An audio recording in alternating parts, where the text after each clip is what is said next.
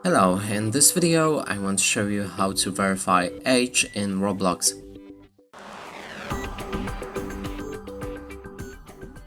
To do this you'll need to click on the three dots. Here head on to the settings. Inside check the account info. Now you can see your personal information and age verification. By clicking on verify my age, you'll be able to complete an ID verification process operated by their third-party service provider.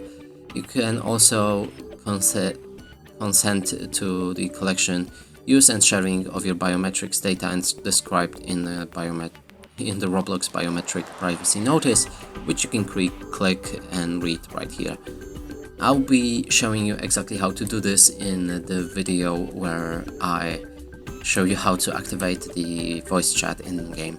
So be sure to check that video if you're interested on how to perform the verify age with the ID verification process outside of the launcher.